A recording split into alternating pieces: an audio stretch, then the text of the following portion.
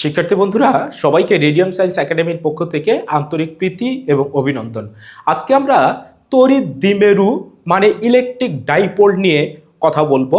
দেখো তো, তড়িৎ দ্বিমেরু একটু নামটা যদি আমরা দেখি, এই তড়িৎ কথাটা যেখানেই আছে আমরা সেখানে বুঝি যে চার্জের উপস্থিতি আছে। বলো তো, দ্বি মানে কি?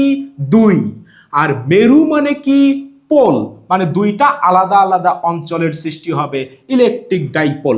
এই তড়িৎ দ্বিমেরু হতে গেলে তাহলে অবশ্যই দেখো, দ্বি মানে দুই, তড়িৎ মানে চার্জ, তার মানে দুইটা চার্জের উপস্থিতি থাকতে হবে। তাহলে আমরা দুইটা চার্জ নিয়েছি, দেখো এটাও কিউ এবং এটাও কিউ।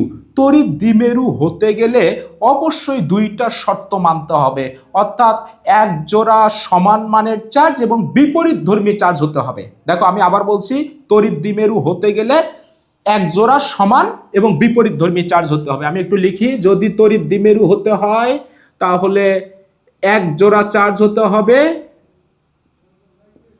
এবং এদের মান হতে হবে সমান এবং এদের মান হতে হবে বিপরীতধর্মী। তাহলে এইটা এক নাম্বার শর্ত, এই শর্তটা মানতেই হবে। তাহলে দেখো তো, এটা হচ্ছে মাইনাস কিউ চার্জ নিয়েছি, এটা প্লাস কিউ চার্জ নিয়েছি। এর মান যদি হয় -20 কুলম তাহলে এটা হবে +20 কুলম। এটা যদি নেই -50 কুলম তাহলে এটা নেব +50 কুলম। অর্থাৎ এক জোড়া চার্জ যাদের মান সমান এবং বিপরীতধর্মী চার্জ। এবারে দুই নম্বর শর্ত যেটা মানতেই হবে সেটা হচ্ছে, এই চার্জ দুটোর যে মধ্যবর্তী দূরত্ব রয়েছে, এই মধ্যবর্তী দূরত্বটার মান খুবই কম হতে হবে, অল্প হতে হবে। অর্থাৎ মধ্যবর্তী দূরত্ব হতে হবে অনেক কম। ওকে, এই দুইটা শর্ত যদি মানে, আবার বলছি, এক জোড়া সমান মানের এবং বিপরীতধর্মী চার্জ যদি পরস্পরের খুব কাছাকাছি অবস্থান করে, তখন এই দুইটা চার্জ দুইটা ভিন্ন ভিন্ন পোলের মতো আচরণ করে, মেরুর মতো আচরণ করে।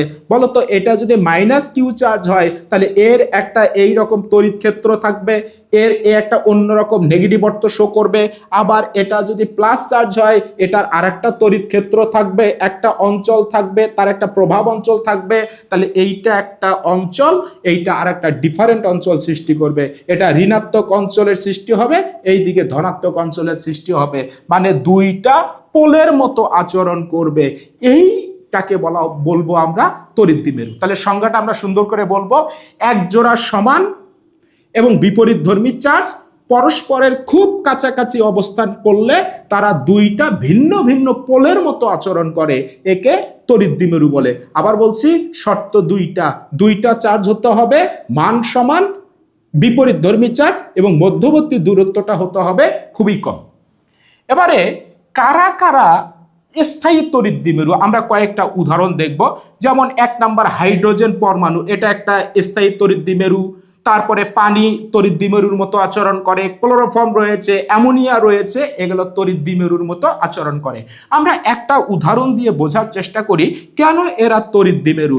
আমরা এক নাম্বার উদাহরণটা দিয়েই বুঝবো। বলতো, হাইড্রোজেন পরমাণু এরা তড়িৎ দ্বিমেরু। কেন হাইড্রোজেন পরমাণু তড়িৎ দ্বিমেরু আমরা একটু ব্যাখ্যা করি তো। আমরা যদি একটা হাইড্রোজেনের পরমাণু দেখি, খেয়াল করো, এই যে হাইড্রোজেনের এটা নিউক্লিয়াস এবং হাইড্রোজেনের একটাই কক্ষপথ রয়েছে। এটা বলতো, এই নিউক্লিয়াসের ভেতরে হাইড্রোজেনের শুধু একটা প্রোটন রয়েছে, ওকে, এবং কক্ষপথের মধ্যে একটা ইলেকট্রন রয়েছে। আবার বলছি, একটা প্রোটন আছে আর এক কক্ষপথে একটা ইলেকট্রন আছে। বলতো, এই নিউক্লিয়াসের মাঝখানে যে প্রোটনটা আছে, এই প্রোটনটার চার্জ কত হবে? +1.6 10⁻19 কুলম, আমরা জানি। আবার বলতো, এই ইলেকট্রনটার চার্জ কত হবে? -1.6 10⁻19 কুলম। ওকে, খেয়াল করো, তাহলে এইটা যদি হয় +Q, মানে +Q, তাহলে এটা কিউ এর মান, আর এটা হলো -Q। দেখো, সমমানের চার্জ, এক জোড়া চার্জ, এদের মান সমান কিন্তু বিপরীতধর্মী, একটা প্লাস একটা মাইনাস। আমাদের প্রথম শর্তটা মেনেছে। এবারে দ্বিতীয় শর্ত মানতে হবে, এদের দূরত্ব অনেক কম হতে হবে। হ্যাঁ, হাইড্রোজেন পরমাণুর এই যে প্রথম কক্ষপথ, এর ব্যাসার্ধ কত আমরা জানি। হাইড্রোজেন কক্ষপথের প্রথম কক্ষপথের ব্যাসার্ধ আর এর মান হচ্ছে 0.53 অ্যাংস্ট্রম। তাহলে এটাকে যদি মিটার করি তাহলে 10 মিটার, অর্থাৎ 0.53 মিটারকে আমরা, মানে ব্যাপারটা এইরকম, উপরে যদি 0.53 মিটার হয় মানে 1 মিটারের অর্ধেক প্রায়, তাকে কত দিয়ে ভাগ দেবো? 10⁻10 দিয়ে ভাগ দেবো, মানে 1000 কোটি দিয়ে ভাগ দেবো। তাহলে বলো তো এই সংখ্যাটা অনেক অনেক ছোট হবে, 0.0000, আধা ঘন্টা তুমি 0 বলবা তারপরে 1 বলবা, এত মিটার, মানে খুবই কম হবে। আমি এটা বোঝাতে চাচ্ছি। তাহলে দেখো তো 2 নম্বর শর্ত আমার মেনেছে, এই চার্জ দুটোর মধ্যকার দূরত্ব অনেক অনেক কম। তাহলে এই অঞ্চলটা, এই প্লাস অঞ্চলটা একটা ধনাত্মক অঞ্চলের মতো আচরণ করবে, আর একটা ঋণাত্মক অঞ্চলের মতো আচরণ করবে, অর্থাৎ দুইটা ভিন্ন ভিন্ন পোলের সৃষ্টি হবে। তাহলে এরা তড়িৎ দ্বিমেরু। এবারে আসো, এই তড়িৎ দ্বিমেরু সম্পর্কিত আমাদের একটা টার্ম আছে, এটা জানতে হবে। এটাকে বলা হয় তড়িৎ দ্বিমেরু ভ্রামক, ইংরেজিতে বলা হয় ইলেকট্রিক ডাইপোল মোমেন্ট, এটা বুঝতে হবে। তো এই তড়িৎ দ্বিমেরু ভ্রামককে আমরা পি দিয়ে প্রকাশ করব। কি দিয়ে প্রকাশ করব? পি দ্বারা প্রকাশ করব। তাহলে বলো তো তড়িৎ দ্বিমেরু ভ্রামক পি ইজ ইকুয়াল টু কিছুই না, এই যে দুটো শর্ত আছে এই দুইটা শর্তকে আমরা গুণ করে দেব। বলো তো তড়িৎ দ্বিমেরু হতে গেলে এক জোড়া চার্জ হতে হবে যাদের মান সমান হতে হবে। সেই চার্জকে আমি কি ধরেছি? কিউ। কিউ, তার মানে আমরা ধরেছি কিউ। আর দূরত্ব কি হতে হবে? কম হতে হবে ওই চার্জ দুটোর। তো আমরা মধ্যবর্তী দূরত্বকে ধরে নেই 12। কেন 12 ধরছি একটু পরে বলছি। মধ্যবর্তী দূরত্ব ধরে নেই 12। 12 এর মান খুবই কম, তাহলে দূরত্ব খুবই কম, তাহলে এটাকে ধরেছি আমরা 12।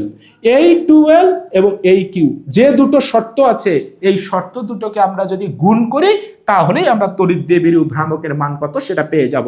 তাহলে চার্জের মান কিউ গুণন মধ্যবর্তী দূরত্ব 12, এই দুইটা যদি আমরা গুণ করি তাহলে তড়িৎ দ্বিমেরু ভ্রামক আমরা পাবো। তাহলে যদি প্রশ্ন করে তড়িৎ দ্বিমেরু ভ্রামক কাকে বলে, তাহলে আমরা এইভাবে লিখবো, তড়িৎ দ্বিমেরুর একটি চার্জের মান এবং তাদের মধ্যবর্তী দূরত্বের গুণফলকে বলা হবে তড়িৎ দ্বিমেরু ভ্রামক।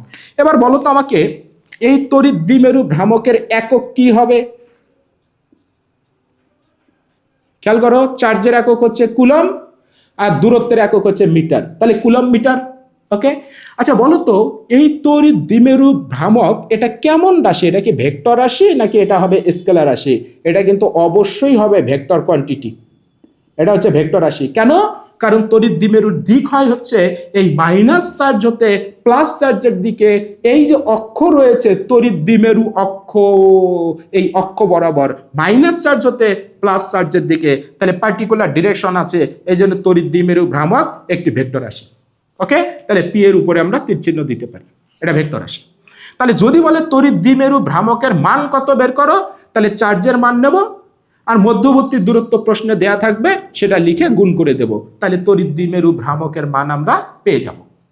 এখন আসো তো কি বের করতে হবে আমাদেরকে? তোমাকে বলবে এই তড়িৎ দ্বিমেরুর যে কোনো একটা বিন্দুতে, সেটা অক্ষের উপরে হতে পারে, সেটা দেখো আমি এইটা এঁকেছি লম্ব সমদ্বিখণ্ডক, লম্ব মানে খাড়া, সমদ্বিখণ্ডক মানে সমান দুই ভাবে খণ্ডিত করবে। তাহলে এটা যদি মধ্যবর্তী দূরত্ব যদি 12 হয় তাহলে এইটা হলো মধ্যবিন্দু এই চার্জ দুটোর। তাহলে এইখানে যদি আমি লম্ব আঁকি তাহলে এই লম্বটা এই দুইটাকে সমান দুই ভাগে দ্বিখণ্ডিত করবে। ওকে, তাহলে এইটাকে বলা হয় লম্ব সমদ্বিখণ্ডক। লম্ব সমদ্বিখণ্ডকের উপরে বের করতে বলুক, অন্য যে কোনো বিন্দুতে বের করতে বলুক, সেগুলো আমরা বের করতে পারবো। কি বের করব? এই দুইটা চার্জের জন্য, মানে তড়িৎ দ্বিমেরুর জন্য কোনো বিন্দুতে অক্ষের উপরে বা লম্ব সমদ্বিখণ্ডকের উপরে বা যে কোনো বিন্দুতে তড়িৎ ভ্রামকের তড়িৎ প্রাবল্য ই এর মান বের করো বা তড়িৎ বিভব ভি এর মান বের করো। এখন প্রশ্ন করতে পারো, স্যার আমরা তো দুইটা চার্জের জন্য প্রাবল্য বিভব অনেকগুলো ম্যাথের সলিউশন করেছি, তাহলে এখানেও তো ওইভাবে করলেই হবে না? এখানে করলে হবে না, কারণটা হচ্ছে এরা আলাদা কিছু না। মাইনাস কিউ চার্জটা কিন্তু আলাদা না, প্লাস কিউ চার্জটাও কিন্তু আলাদা না, এরা কিন্তু দুইজন মিলেই কিন্তু একটা কোয়ান্টিটি, একটা রাশি, অর্থাৎ তড়িৎ দ্বিমেরু। তাহলে এদের দুইজনের জন্য একত্রে বের করতে হবে। ওকে, আশা করি বুঝেছো। এখন আমি যদি দুটোর জন্য বের করতে চাই তাহলে কোথায় থেকে বের করব? সবসময় মধ্যবিন্দু থেকে আমরা বের করব, কারণ আমি তো দুটোর জন্য বের করতে চাই। ধরে নাও তোমাকে বলেছে এইখানে একটা বিন্দু আছে পি বিন্দু, এই পি বিন্দুতে তড়িৎ প্রাবল্যের মান কত বা তড়িৎ বিভবের মান কত বের করো। তাহলে বলো আমি কি শুধু এইটার জন্য যদি বের করতে চাই এই দূরত্বটা নিতে হবে, এটার জন্য যদি বের করতে চাই এই দূরত্বটা নিতে হবে, কিন্তু আমি তো টোটালটার জন্য বের করতে চাই, তাহলে আমি এই দূরত্ব নেব না এই দূরত্ব নেব না, তাহলে আমি মাঝখান থেকে দূরত্বটা নেব। তার মানে আমি যদি বলে পি বিন্দুতে প্রাবল্যের মান কত হিসাব করো বা বিভবের মান কত হিসাব করো, তাহলে আমরা মধ্যবিন্দু থেকে এই পি বিন্দুতে প্রাবল্যের মান কত সেটা হিসাব করব। কোথায় থেকে? মধ্যবিন্দু থেকে। তাহলে সবসময় যেহেতু প্রাবল্য বিভব মধ্যবিন্দু থেকে আমরা হিসাব করি, এই জন্য দূরত্বটা আমরা 2l ধরে নিয়েছি। তাহলে এইটুকু হবে l, এইটুকু হবে l, l এবং l 2l। কিন্তু আমি যদি l ধরে নিতাম তাহলে এটা হতো l/2, এটা হতো l/2। ক্যালকুলেশনটা একটু কঠিন হতো, কিন্তু একটু কঠিন হতো। কিন্তু 2l ধরলে এটা l হবে, l হবে, হিসাবটা সহজ হবে। এই জন্য চার্জ দুটোর মধ্যবর্তী দূরত্বকে আমরা 2l ধরে নিয়েছি। এবারে যদি বলে পি বিন্দুতে বের করো, তাহলে বলো তো এই যে অক্ষটা আছে, তাহলে মধ্যবিন্দু থেকে কত দূরে বের করতে বলবে? প্রাবল্য বের করতে বলেছে আর দূরত্বে, এই আর এর মান দেয়া থাকবে। বলো তো এই অক্ষের সাথে কত ডিগ্রি কোণ করে বের করতে বলেছে? থিটা ধরে নেই। যদি এইখানে বের করতে বলতো তাহলে থিটার মানটা কম হতো, যদি এইখানে বের করতে বলতো তাহলে থিটার মানটা বেশি হতো। ওকে, এখন এই পি বিন্দুতে আমাকে প্রাবল্যের মান বের করতে হবে এই চার্জের জন্য আবার এই চার্জের জন্য, মানে তড়িৎ দ্বিমেরুর জন্য। তাহলে আমরা একবারে ইকুয়েশন লিখব যে মধ্যবিন্দু হতে থিটা কোণে আর দূরত্বে পি বিন্দুতে এই তড়িৎ দ্বিমেরুর জন্য প্রাবল্যের মান কত আর বিভবের মান কত। আমরা শুধু দুইটা সমীকরণ মনে রাখবো, তাহলে আমরা সব ম্যাথগুলো পেয়ে যাব। আমি দুইটা সমীকরণ লিখে দেই। যদি পি বিন্দুতে প্রাবল্যের মান বের করতে বলে তাহলে E ইজ ইকুয়াল টু 1/4πε0। এটা হবে উপরে পি, নিচে r³ √1 + 3 cos² থিটা। আর যদি বিভবের মান বের করতে বলে তাহলে v ইজ ইকুয়াল টু 1/4πε0, উপরে হবে পি cos θ, নিচে হবে r²। এই দুইটা সমীকরণ মনে রাখলেই আমরা কিন্তু তড়িৎ দ্বিমেরুর যতগুলো ম্যাথ আছে আমরা সমাধান করতে পারবো, প্রাবল্য বের করতে পারবো, বিভব বের করতে পারবো। কোনটা কি জিনিস চলো তো দেখি। 1/4πε0 9 গুণন 10⁹। বলো তো পিটা কি? তড়িৎ দ্বিমেরু ভ্রামক। আমার কিউ এর মান দেয়া থাকবে, দূরত্ব দেয়া থাকবে, গুণ করে দিলে আমি পি এর মান পেয়ে যাব। এইখান থেকে মানটা বের করে আমি এই জায়গায় পি এর মানটা বসিয়ে দেব। বলো তো আরটা কি? কত দূরে বের করতে বলেছে সেই আর। বলো তো এই থিটাটা কি? এই অক্ষের সাথে কত ডিগ্রি কোণে বের করতে বলেছে। ওকে, এখানেও সেম, পিটা হচ্ছে তড়িৎ দ্বিমেরু ভ্রামক, থিটাটা হচ্ছে কত ডিগ্রি কোণ, আর আরটা হচ্ছে কত দূরত্বে বের করতে হবে। এখন দেখো যে কোনো বিন্দুতে বের করতে বললে আমি পাবো, খালি কোণের মানটা চেঞ্জ হবে, দূরত্ব চেঞ্জ হবে, বসিয়ে দেব। কিন্তু যদি বলে অক্ষের উপরে বের করো, প্রাবল্যের মান বের করো, বিভবের মান কত বের করো, ধরো তোমাকে এইখানে বের করতে বলেছে অক্ষের উপরে।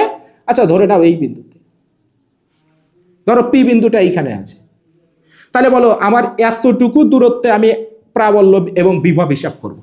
আর তাহলে আর এর মান দেয়া থাকবে, বলবে মধ্যবিন্দু হতে এত দূরত্বে অক্ষের উপরে প্রাবল্য এবং বিভবের মান হিসাব করো। বলো তো এইখানে যদি আমি হিসাব করি তাহলে এইটুকু হবে আমার আর। তাহলে আর এর সাথে অক্ষের যে মধ্যবর্তী কোণ সেটাই তো থিটা। তাহলে বলো এই জায়গায় থিটার মান কত? তাহলে অক্ষের উপরে কিন্তু থিটার মান আমার 0 ডিগ্রি। তাহলে সব ঠিক থাকবে, এই যে আর এর মান দেয়া থাকবে সেই আর বসাবা। থিটার মান 0 ডিগ্রি, 0 ডিগ্রি বসিয়ে দিলেই প্রাবল্য এবং বিভব বেরিয়ে যাবে এই পি বিন্দুতে। সোজা কথা, অক্ষের উপরে বললেই আমি থিটার মান 0 ডিগ্রি বসাবো। আর যদি বলে লম্ব সমদ্বিখণ্ডকের উপরে বের করো, বলো তো তাহলে কি হবে? এই লম্ব সমদ্বিখণ্ডকের উপরে বসালে, ধরো এই বিন্দুতে আমাকে বের করতে বলেছে, ধরো এটা পি বিন্দু, তাহলে বলো তো এইখান থেকে শুরু করে এইটুকু আমার হবে আর। তাহলে এই আর অক্ষের সাথে কত ডিগ্রি কোণে ক্রিয়া করছে? থিটা ডিগ্রি কোণে। তাহলে বলো তো এখানে থিটার মান কত ডিগ্রি হবে? 90 ডিগ্রি হবে। তার মানে লম্ব সমদ্বিখণ্ডকের উপরে বের করতে বললে আমরা এই থিটার জায়গায় 90 ডিগ্রি বসিয়ে ম্যাথ করব, আর বাকি সব ঠিক থাকবে। আমি আবার রিপিট করছি, অক্ষের উপরে বললে আমরা 0 ডিগ্রি বসাবো থিটার মান, আর লম্ব সমদ্বিখণ্ডকের উপরে বললে আমরা থিটার মান 90 ডিগ্রি বসাবো, বসিয়ে ম্যাথগুলো সলিউশন করব, এই তড়িৎ দ্বিমেরু রিলেটেড যে ম্যাথগুলো আছে। আচ্ছা তোমরা আমাকে বলো তো, এই লম্ব সমদ্বিখণ্ডকের উপরে তড়িৎ বিভবের মান কত হবে, ভি এর মান? ধরো এই পি বিন্দুতে আমি ভি এর মান বের করতে বলেছি, কত হবে? অবশ্যই 0 হবে। খেয়াল করো, থিটার মান যদি তুমি 90 ডিগ্রি বসাও, কজ 90 ডিগ্রির মান 0, তাহলে 0 দিয়ে এই যাকেই গুণ করো হয়ে যাবে 0। ওকে।